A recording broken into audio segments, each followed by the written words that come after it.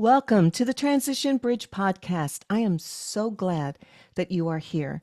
Well, today's topic is going to be a tender one, but it's a conversation that I believe we need to have so we can learn and understand more about the impact of the father child relationship. If this relationship is not healthy, or even if it's non existent, there are just ramifications and ripple effects that happen and leave an imprint on the heart, soul, and spirit of a child, and ultimately will transcend and be carried into our adult life. Well, my guest today is Giji Dennard, and Gigi's personal journey began with a pivotal moment in her life when she met her father at age 17.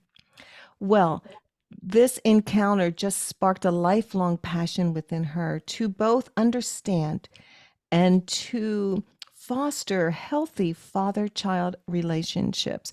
In fact, this has become her professional signature. In her professional journey, she has held leading roles in multinational corporations and has trained thousands of professionals for the past 20 years. As a National Merit Scholar, Gigi holds a BA in print journalism from Howard University and a JD from Stanford Law School. She's also authored 4 acclaimed books where she explores themes in healing, themes about healing the father-child relationship, unleashing personal and professional greatness, and the pursuit of passion. Well, Gigi, I am so honored to have you here with me today, and thank you for being with me on the Transition Bridge podcast. Thank you so much. I am so delighted to be here, Debbie. This is truly an honor. Well, I just know it's going to be a blessing to our audience. This is a topic I think is just so important.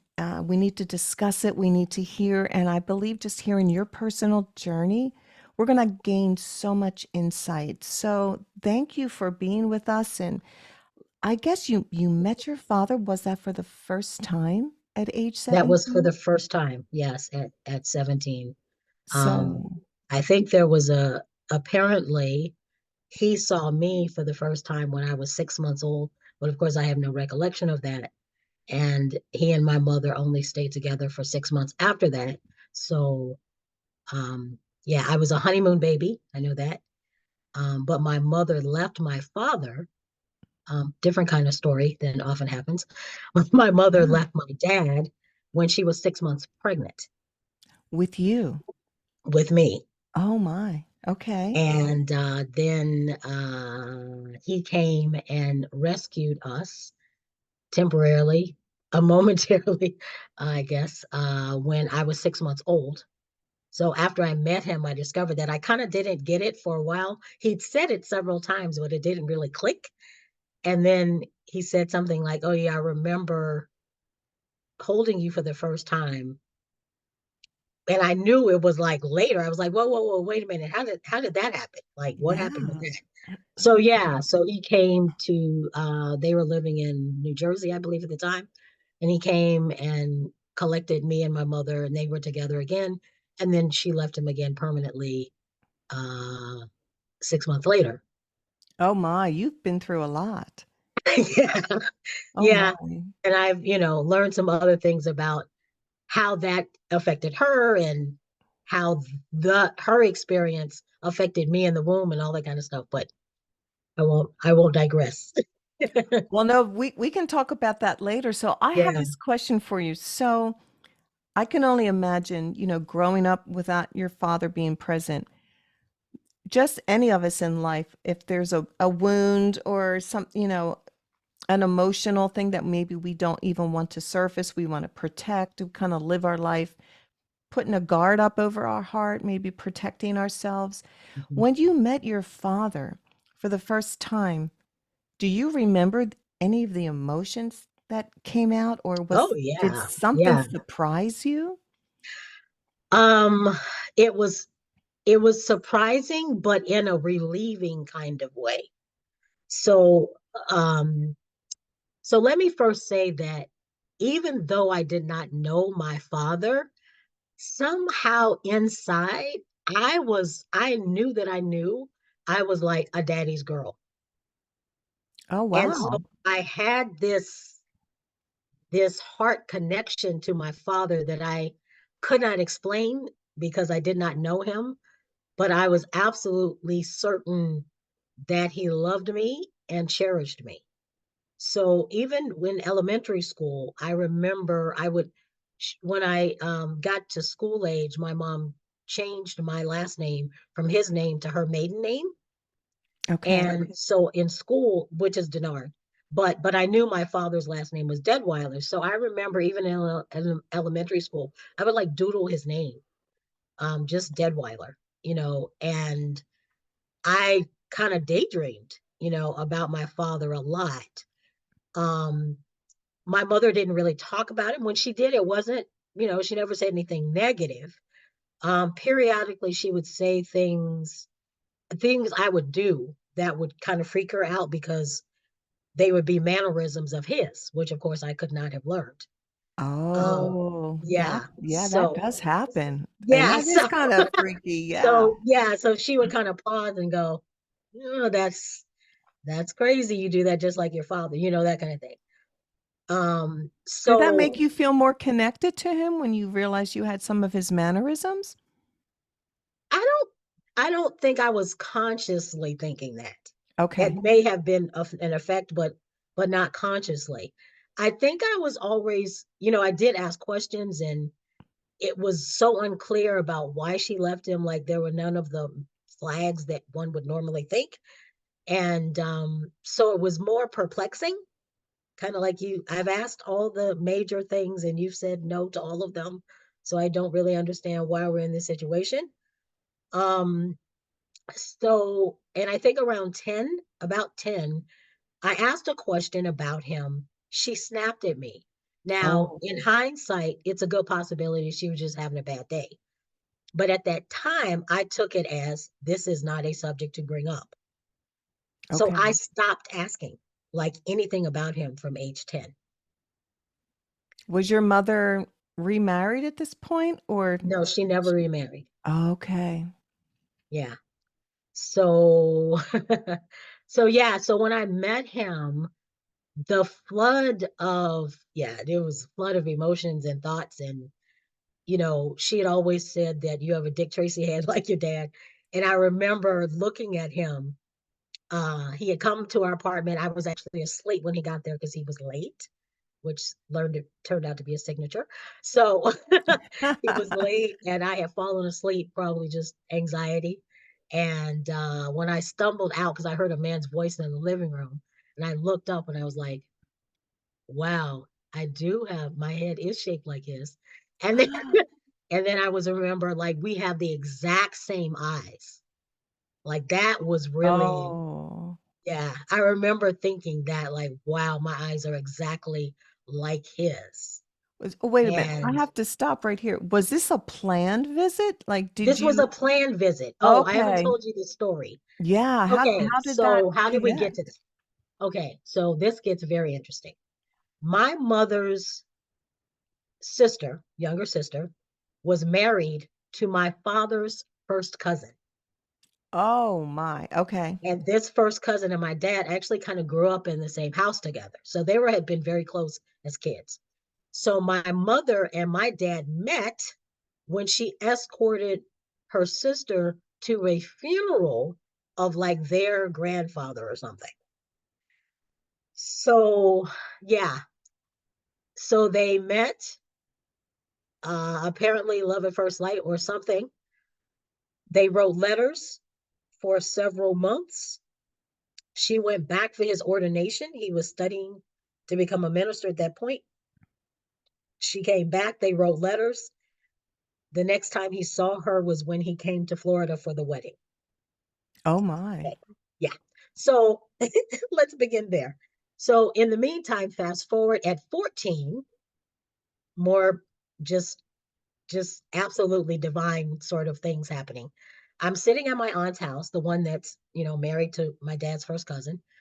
And out of nowhere, I say, I always wanted a brother named Ricky and a brother named Mickey. Hmm. Exactly. And My aunt sort of blanched, which I found odd.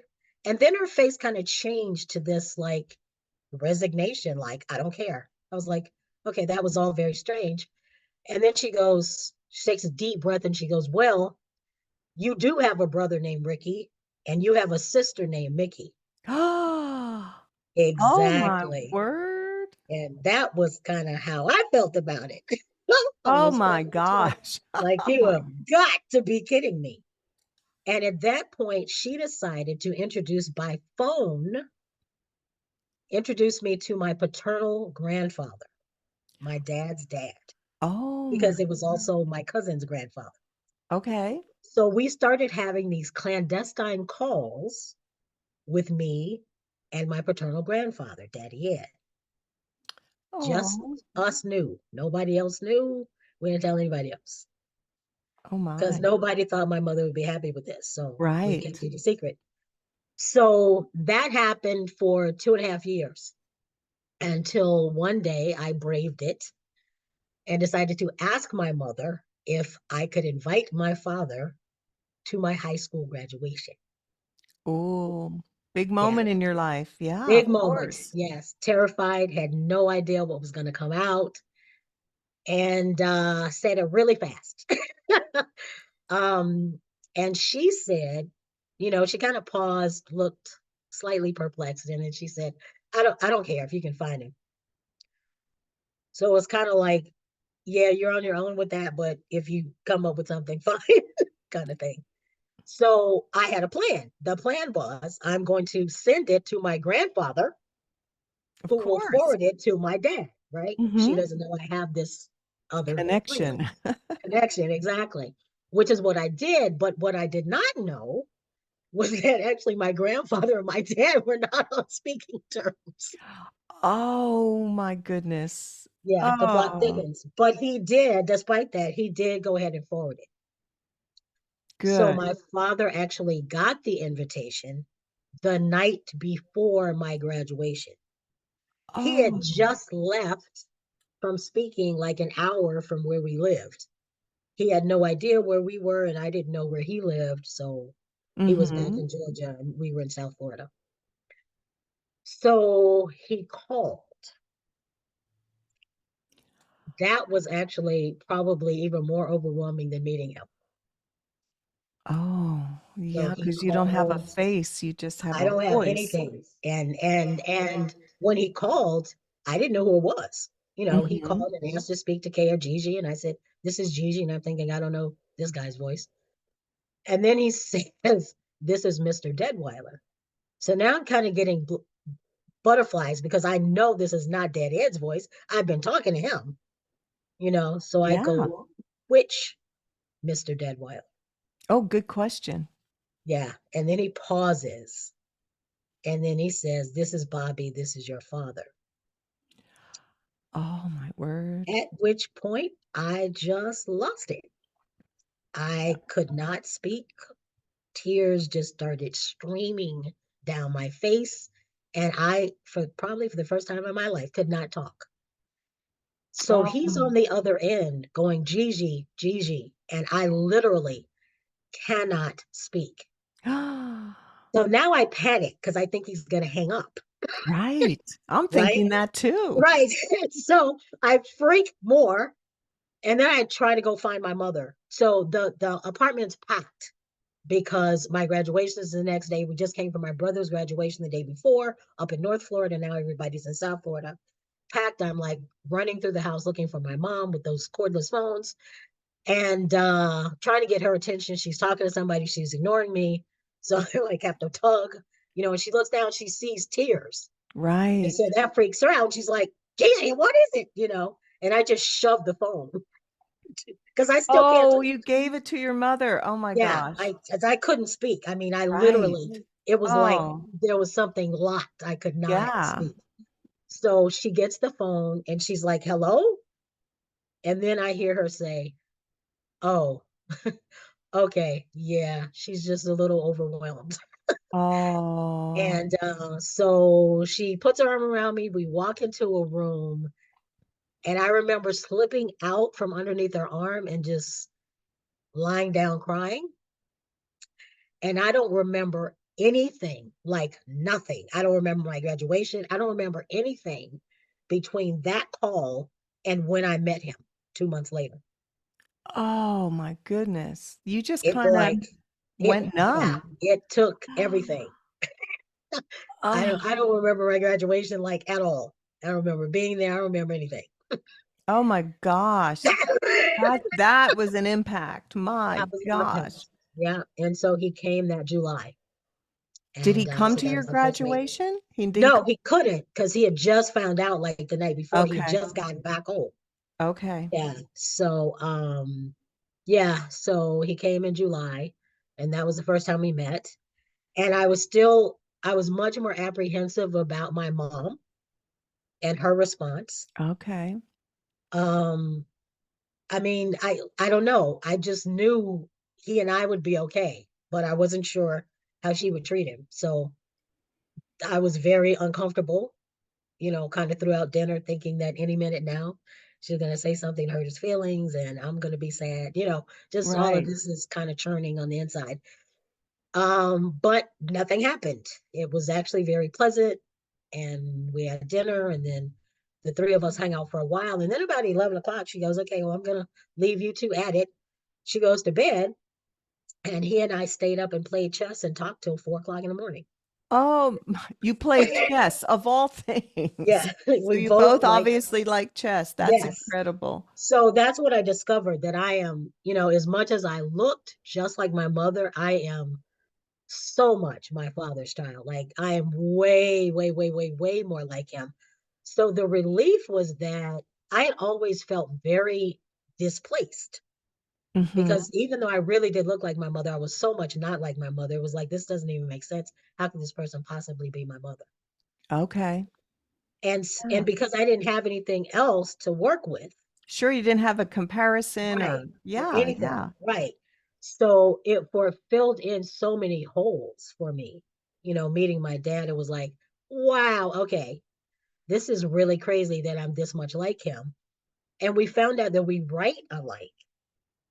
Oh, like So how? he gave, like, he had written a play and some other, work. And when I read it, I was Okay. like, oh my God, I could have written this, just stylistically, Yes, we wrote so yes. much alike. And so that was a bond. And that sort of kind of planted the seed for the ministry of all of this. At some point, we decided to write our story together. Oh, how To write beautiful is our that? together, Oh, yeah. And that's really where this whole Hungry for Wholeness ministry got born, from our beginning to tell our story, and then it expanded. But yeah, it was very, very, very dramatic and impactful beginning for sure. oh my. Did he have, I'm probably asking a very personal question, but did he have a reason why um it was 17 years before he got to see you again? Oh yeah, it was all my mom. I mean, Okay. my mom forbade him to see me. And Oh, because of her personality, everybody was scared. So nobody interfered. Even this cousin that was like his brother, he would try to get information from him about my whereabouts. And he was like, look, man, I'm sorry, but I'm not getting in that. oh. You know that, what do they call that? Parental alienation, Yes. when one Yeah. parent keeps the other, Yeah. and again, the struggles, for the children as a Of result. course. Yeah. All kinds of struggles from both sides of that fence. Yeah. So, so the emotions that came up, I Yeah. I don't know, can you share some of the emotions? Because there may be some When of I the met him, no, when you no. were Okay. growing up without When him, I was growing I up. know you had Yeah. shared that you felt connected with him, but was Yeah. there a sense of rejection, abandonment, like were there? Because Not for those particular things. Now, I know that that happens a lot with a lot of people, right, yeah, but for me, one, because I didn't know the outline of the story, I okay, knew that my mother had left him, and I okay, knew that she had forbidden him to see me. And okay. So that after information helps. helped. And Yeah. also, when I had asked the list of questions, like, did he hit you? Did he cheat on you? Did he steal from you? And the answer to all of those questions were no. Then it was like, okay, I have no idea what's going on here, but I have no reason to be mad at this man, that I don't even know what the heck happened, right? You really had a mature outlook on that. I don't When know. looking back, you It, didn't blame your father.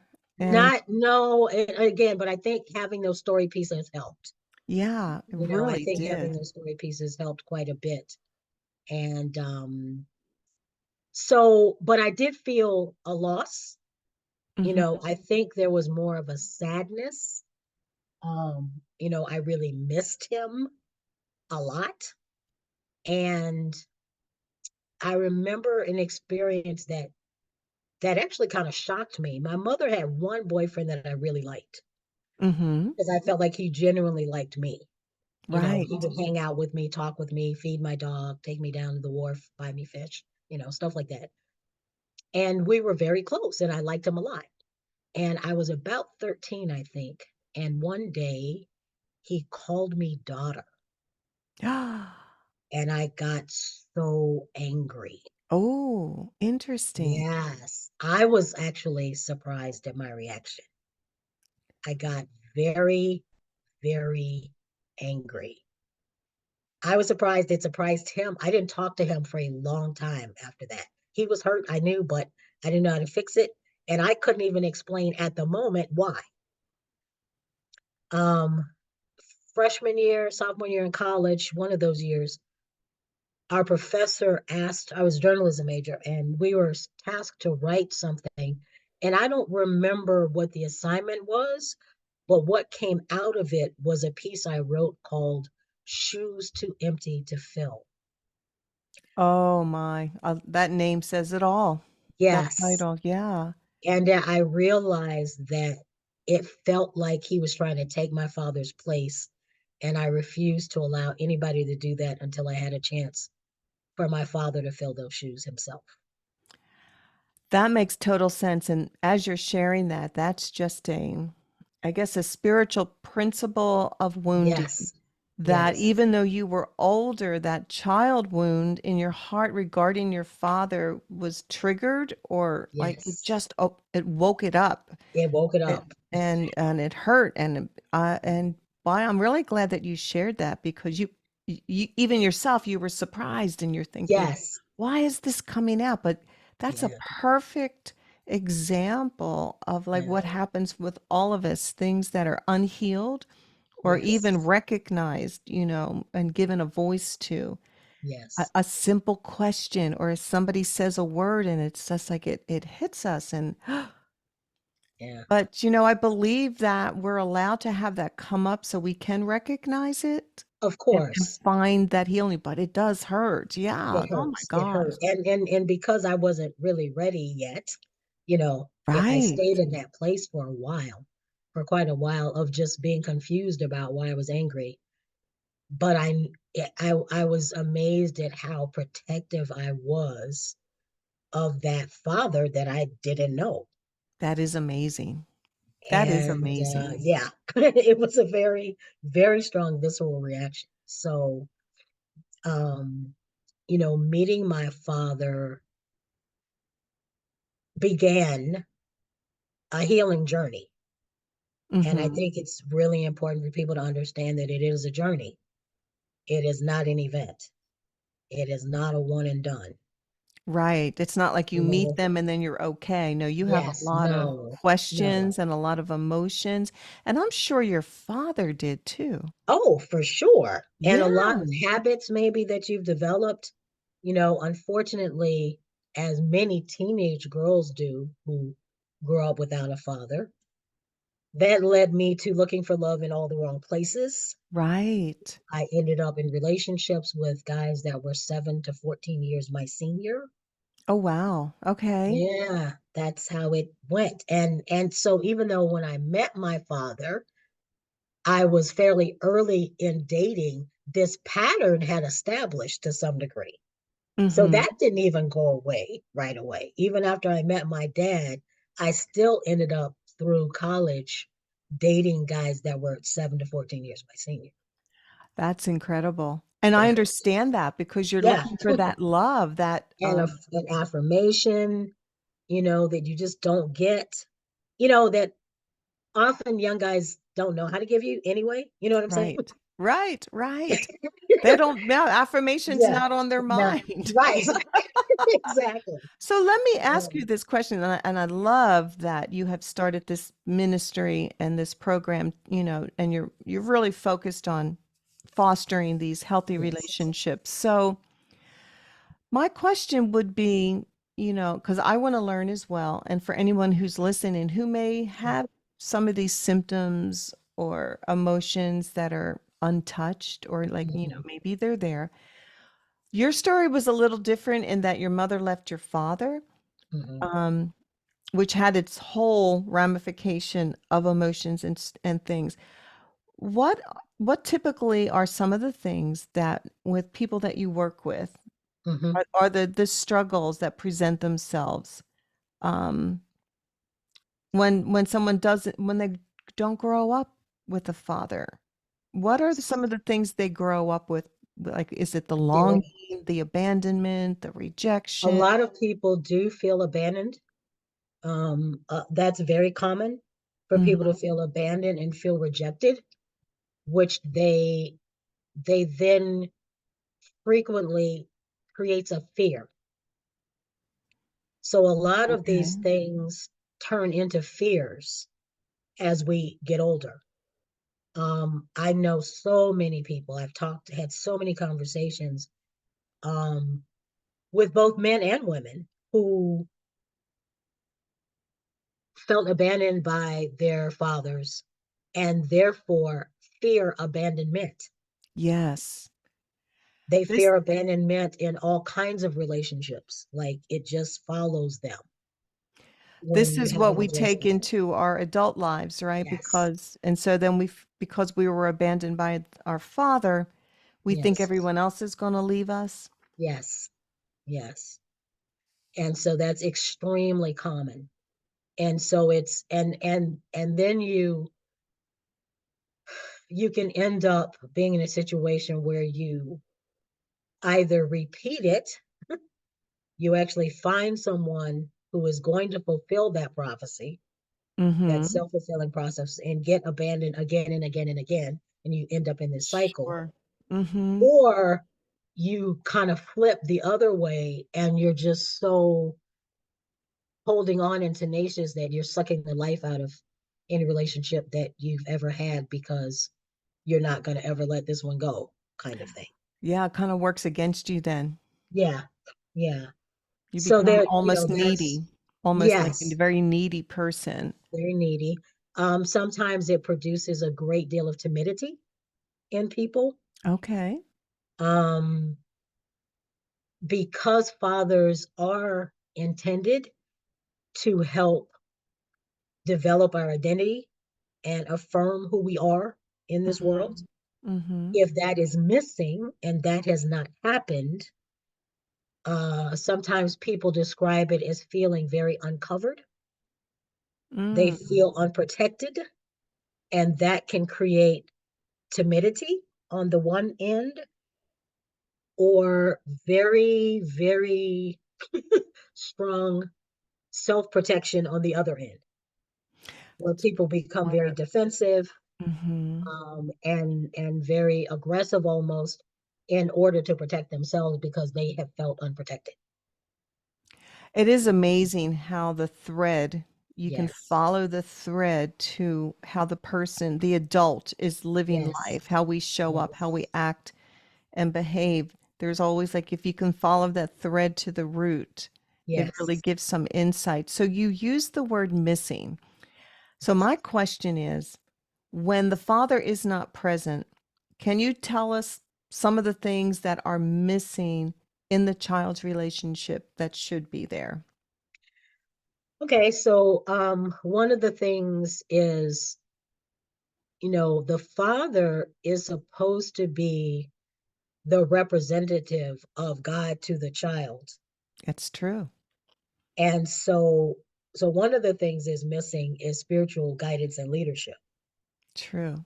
Um, in a way that creates a healthy concept of who God is. Okay, Yes. so that's one thing that ends up missing for sure. Um, and I think I was trying to say I forget the name of the book, but there's a book that I read a long time ago by Josh McDowell, where he talks about that every human being has three fundamental needs: love, acceptance, and security, that we're like a three-legged stool. And if either one of those legs is missing, then we're a broken stool. Mm. And so, with a father being missing, how we receive love, acceptance, and security, or how we perceive that, is warped at best. I could understand that. Wow, that's a At great way to best. explain that. And so we end up, you know, kids find a way to cope, right? Mhm. And and but we do it in ways without guidance and understanding, and so we either have a really warped idea of what love should look like. Um, we, I have met people who have been abused by a father. So there's the whole, sometimes absent is one thing, then there's somebody there who is abusive or even apathetic. And so there are wounds on all of these tracks, right? Right. And so, I have met people along the journey who were abused as a child by their father and actually had no idea until maybe socialization at junior high school to find out that that was not happening in everybody else's house. Oh, that is so true because the poor It's normal to you, right? This is what Mhm. you know, this is what you and so because kids have this natural yearning to love a parent, you love the parent despite this abuse. Right. And so you identify this love from this parent with all this stuff attached to it. Mhm. And it gets distorted It gets big distorted, time. completely gets distorted.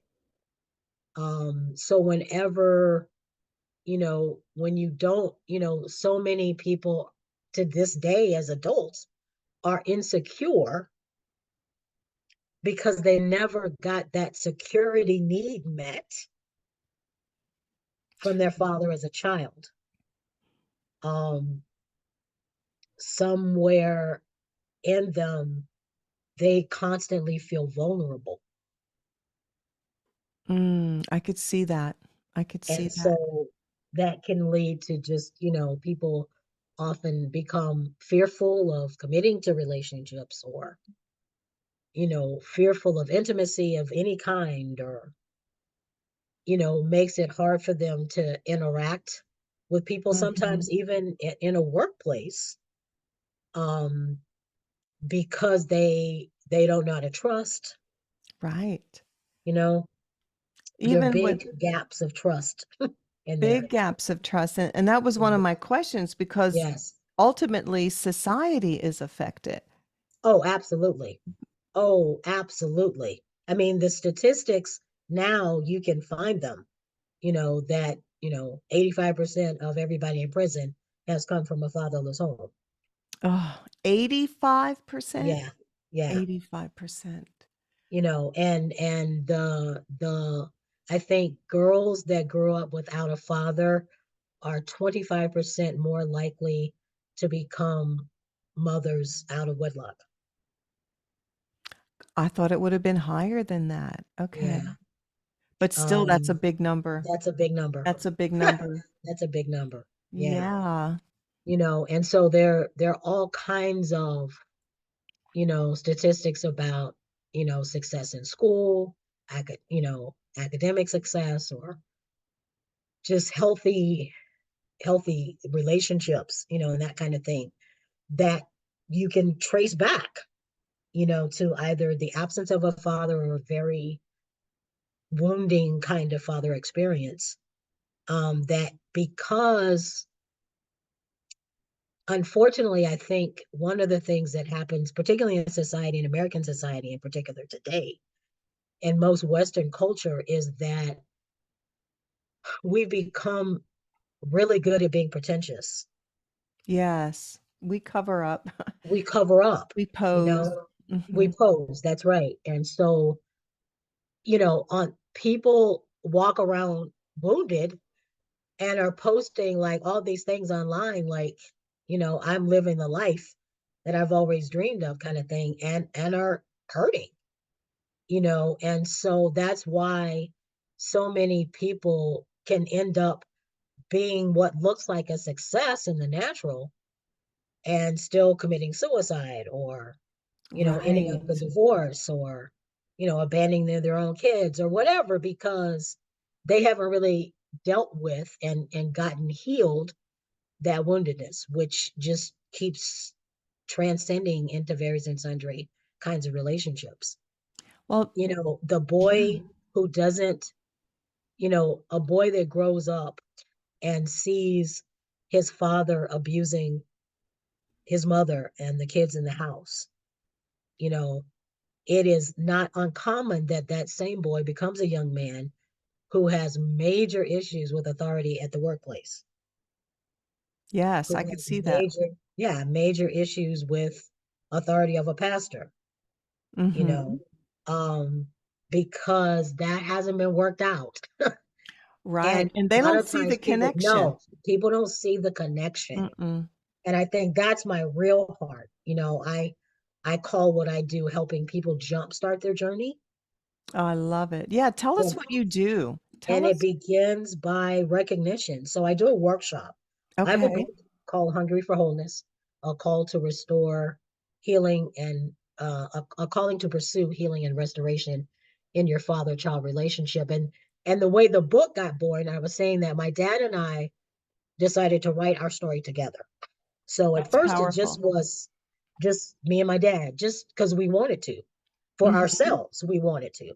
And we thought it would be cool because we write so much alike, how we could infuse it, it would Yeah. flow. So we did that. But then I ended up sharing it with some people. I shared it with a roommate I had, who then had me read some of it in her class. She was a professor at Berkeley, and Okay. had me read some to her class. And suddenly, there are all these young adults in this class crying. I'm like, Oh. whoa, okay, Oh. something's happening here. I ended up meeting a woman who was in prison ministry. Started talking to her because my dad had been in prison ministry, told her about the story. She asked for a copy. She read it. She was like, ooh, ooh, ooh, this is so good. Can I take it with me to the prison? I said, oh, yeah, by all means, please. My father came to faith in prison. So that's a whole nother story. Oh gosh. So, yeah. So we tell all of this in the book, in the book. So, but at that point, it was just his story and my story. And then I came back to DC to visit a professor who had been kind of like a surrogate father at school, and we were just talking, and I had shared it with him, and he said, if you got like, some other people's stories and added this in here, this could be a really powerful book. It's really his idea. And I said, huh, okay, I'll think about that. But there was no like urge to write the book or anything. And so it took about 10 years for the Lord to bake that in me. And then suddenly it was a commission. Like I was absolutely certain Yes. this was a book Yes. that I needed to write, that needed to be written. Absolutely. So I was like, okay, so now the book contains the story of ours plus six other daughters, sons, and fathers, and tells all of our stories. And they're all different. And I thought that was important, that we all Yes. had like different stories to tell. Um, Even absences for different reasons, all of that kind of stuff. And Right. what each person experienced, because it does look different, particularly looks different between men and women, and also just, all kinds of other reasons it can look different. Um, but then that the book came out in the spring, and that summer I received a message from the founder of the National Center for Fathering, who I had, yeah, that was a whole nother story. That was Ooh, completely the Lord moved. That's all I can wow, say that's for that. huge. Otherwise, it makes no sense. He endorsed the book. We had never met. He endorsed the book. Yeah, that was Oh crazy. Just the my. way the Lord worked that out, it was really crazy. But he and I kept in touch. And then suddenly that summer, he was like, there's this conference. You need to be a speaker at this conference. I've already told the pastor who's running the conference. Oh, So he's going to be reaching out wonderful. to you. And so I ended up going to this conference in Portland. It was the inaugural conference for what's called the Fathership Conference. Okay. And it's to address fatherlessness, especially in the church. And I I had no idea what God was about to do. So I get up there. I'm nervous because I'm thinking, oh my God, they gave me 45 minutes. Lord, what am I going to say for 45 minutes? Really? And it felt like such a long time, you know. Yeah, I Not bet it only did did. I talked for at least 75, and they had to like get me off the stage, and they were still not happy. And it was an audience of 400. Oh my. Church sanctuaries packed out. They had brought in extra chairs, and I could feel the impact in the room. Oh, It was pretty amazing and incredible. I barely know what I said. Clearly, the Lord took over, and but I that was the first time that I knew that I knew that I knew I was born to do this right here. yes. Uh, I felt it in that moment, and when I got off the stage, finally, we prayed over people afterwards, and then I'm supposed to go sign books. I bought books. All the books sold out, but I never got to sign any because I couldn't get out of the sanctuary. People just thronged me. Oh, So that people just goes wanted to to show talk. you the And need, the the hurt. The need need was is so so great, big. so Yeah. big, so big. And their main only complaint was that it was way too short, even though I had way gone over my time. So that when Wow. I came back 4 years later, by then I'd also developed a workshop. That's So when we great. came back, 4 years to the next time I was at that conference, um, I again was the inaugural speaker on Thursday night. And then on Saturday, I also did the workshop. Well, that was interesting because there were whole lots of workshops. And the conference didn't have quite as many people, maybe like a couple hundred. Okay. And so I thought, okay, I'm picturing round of 12 because there were so many workshops people got to pick, and they were Right. current. So it was like 12 workshops. So, okay, maybe I'll get 12, 15 people. We'll sit in a circle. I had this whole thing planned out of how we were going to do it. And I'm looking for my room and I can't find my room. And I asked the lady who's helping, I'm like, where's my room? And she said, oh, too many people signed up for yours. So we had to put you back in the sanctuary. I was like, Oh my goodness. Now you know you're okay. doing the right thing. You are I'm you are like, walking in what your calling. in the Wow. world? Although that was very, very not something that I could do in a circle at that point, because now it Right. was two people. So I was like, oh, Oh, wow, a wow. pivot moment. Yes, totally a pivot moment. Like, Lord, you're gonna really have to do this. So from that point, that's I started doing more workshops. I've, done them in places like Job Corps or in different churches and uh anywhere anybody will have me. And Mm, regardless of the size of the group and the age of the group or whatever. Um, but it's I help people connect the dots because people often don't understand. They may know that there's a strained relationship. They don't see how it's affecting them now. right. A lot of What times they're they feel missing. like they're just angry or they're resentful or they may feel like whatever, I don't care, he left, I don't care, all of that. There's a lot Mm-hmm. of stuff that people say, but they don't understand that their underlying feelings are causing them to make unhealthy decisions in the now. Right. And that's a great way to describe that. We Yeah. have this hole in our heart or our soul, and we fill it with all the Yes. wrong things when it Yes. was meant to be filled by our fathers. Exactly. So I love, I love the fact, anybody who comes on here who has experienced something, has been through something, has always created a program or have written a book to help others who are walking through the same thing that they did. And I love that you did that. And I could see how God is redeeming the Yes, thing that is that the you word. have been through. And now Yes, you are in a place where you can have the empathy and the compassion and the yes, understanding because you've been there. You've yes, experienced that. And now yes, you understand and hear. I mean, the unbelievable story is that you are connected with your father and you two of you are doing this together. That is an yeah, incredible story. I would yes. love for you both to come back on because I would love to hear your father Oh, go back and sorry. He's actually deceased. I'm sorry. oh, you not did not Yeah, tell me that. I'm yeah, so yeah. Sorry. Yeah, sorry. both my parents actually died fairly Oh, early, well, in their you got to 60s. reconnect I and did. have Yeah. So it was this. interesting. Oh, I met at 17 and we had 17 great years together. Me and my oh, dad. thank God. Well, I'm so sorry Yes. for your loss, Yeah. but I'm so Yeah. grateful that you got the reconnection. Yes. Yeah. So, but these workshops sound incredible. Do you, of course, do them for the adults? Do you ever have them for like kids in their teenage years? Teenagers, like typically I've done like 18 and up, Okay, that would like a make job sense. corps. Yeah. Kind of heavy. Yeah, it is. And so um I would feel probably more comfortable at least 17, and up kind of thing.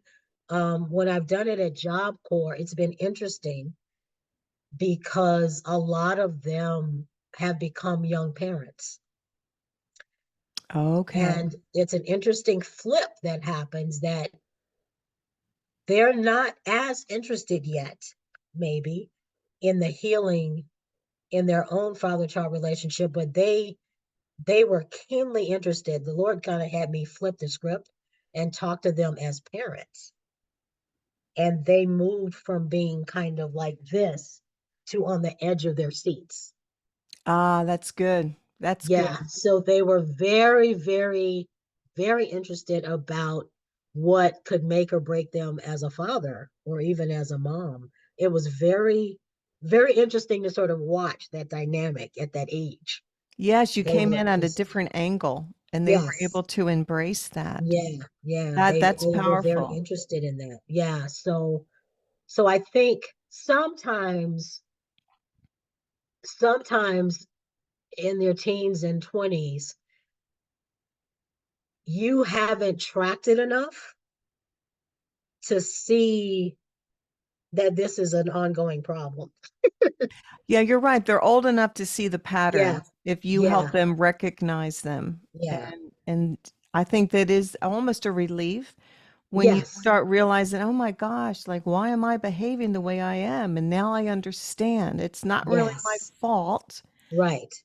This is what happened, but there's Happened. an Yeah. answer, there's And there's hope, an there's answer. healing. Correct. There's hope and healing and wholeness Yeah. at the end of this journey. And so I take them through a three-part process. So it Okay. begins with recognition, recognizing both how it's affected you. So we do some kind of self-analysis. Okay. Find yourself kind of in here. What types of behaviors, attitudes have you seen yourself exhibiting? Let's talk about that and where that stemmed from. That's Let's good. go back into your family dynamic. I have them kind of write a story about their family dynamic. Um, then we do kind of an identification, locate your father on the spectrum. So I look at 5 archetypes: the absent father, the abusive father, the apathetic father, the authoritarian father, and the accusing father. Oh, You that's may have powerful. you may have multiples in that, you know, Mm-hmm. uh, representations within that. And then we go to step 2, which is repent and release, is what I call it. Because forgiveness is a huge part Yes. to the healing process. I take a great deal of time to explain how one, forgiveness is a decision, it's not an emotion. So True. you may not feel it today, but that's okay. We're going to do this anyway. You're going to Hmm. choose to, and you're going to choose to because it's going to free you. Has Right. nothing to do with him. Has Right. It everything to frees do you with up. your being free. Mhm. And you need to be free to be healed and be whole. So we go through an exercise in that regard. And then the third step is receiving. And that is receiving God's love and receiving who God says you are, receiving a renewed identity out of this wounded framework. Oh, that's so good. You're giving them the truth of who they are. Yes. That's so beautiful. And then I created a 12-week companion diary so that people can continue to kind of work on it through those steps Okay. after the workshop, you know. Do you do the workshops? I know you do them in person. Do you do any online? Yes, yeah, I Okay, moved great. kind of more to an online format. Yep, That's great. You can yep, help more people. And what is the yeah, best correct. way for people? I'm going to have all your contact information in my show Okay, notes, but if someone's listening and wants to write something down, what's the sure. best way for them to connect with you? Probably through my website. So it is www.wellfedresources.com. Okay. And if you do /healing, that will take you straight to the tab. You can get the book there. You can books there. You can sign up for the workshop there, right there. Oh, Yeah. I just love your workshop. It's such a beautiful, powerful tool to unlock all of the Yes. emotions and to really give people a new beginning so they can live Yes. life from a whole different Fully. lens. Yes. It's Yes. so powerful what you do. So, in closing, what I would love for you to do, I want you to talk to two different people. I Okay. want you to speak to the person whose father left them and what you feel they need to hear to bring them hope and encouragement. And then I want you to talk to the father who is Okay. left Okay. and encourage him Okay. to do what he needs to do. Absolutely. So to the person who has grown up without a father, um, first of all, I want to encourage you that God sees and knows. Mm, And that void that you've had um, isn't something to be ashamed of. It isn't something to be afraid of. It isn't something to be avoided because it was designed to be filled. mm, And if it has not been filled by an earthly father, then it will be filled to overflowing with the love of a heavenly father who has loved you through all of it and sent his son to heal so that the brokenhearted could be healed. And so God really desires for you to have healing and wholeness so you can live the fullest life that he ordained for you. mm, And to the father, again, you know, I would imagine that most of you fathers who have left your children from whatever circumstances have done so because of your own wounds. It's impossible to pour from an empty cup. And so you may not have had the resources emotionally, spiritually, psychologically to give to your children what you may have wanted to. And you may have felt inadequate, and that probably added to your desire to not be with them. But that doesn't have to be the end of your story either. Even if you've been an abandoned father for over 30 years, I've known fathers to reconnect and to reestablish relationships with their children. But more than anything, if you have not learned God's father model, mm. then you can't really be the father that your children need. So I would encourage you to really seek that out. Find out what God calls fathers to be, how he equips them, and what they are really to provide for their children so that if you do have an opportunity to reestablish those relationships, that you're pouring now from a full cup. That's so beautiful. Excuse me. And Gigi, I can't thank you enough for being here with us today. Thank This is you. so needed, and you've shared so much valuable information. And for anyone who's listening, I just highly recommend that you reach out and connect with Gigi. If you are the adult who has grown up without that father figure in your home and you're starting to wonder, are some of my behaviors connected to that loss or that missing piece in my childhood? Gigi's the one that can really help you connect and see that. It's worth taking the risk, it's worth taking that leap of faith to find out because there's so much sometimes in our life that hinders us and we don't understand why. And for the father, even if there's one considering leaving, please understand the impact that it will have on your children and their future and your grandchildren. It's a cycle. And so, again, I would say reach out to Gigi because she has this whole program. And just listening to her, you can hear she knows, she's understands, she's been there. She's talking from a place of knowing and she has experienced the healing herself. So now she is helping others. And so this is a lifeline for you to connect with Gigi and change the trajectory of your life by finding the healing to understand why you left. And it's never too late. It's never too late because we're meant to run the race in life. And sometimes we can't run because of the burdens that we carry. And so Gigi is here to disconnect those burdens and to go deep with you so you can find that place of wholeness and live your life from that place. And so, Gigi, thank you again for being here with me and my Thank you, transition Debbie. tribe. Thank you so much for coming in each and every week. And I would just love it if you would share this episode because I just know you know someone who needs to hear this. And I want to thank you for coming each and every week. I just am so grateful for you. I appreciate you. And thank you again, Gigi, for all that you have shared. Thank you, Debbie. You're welcome.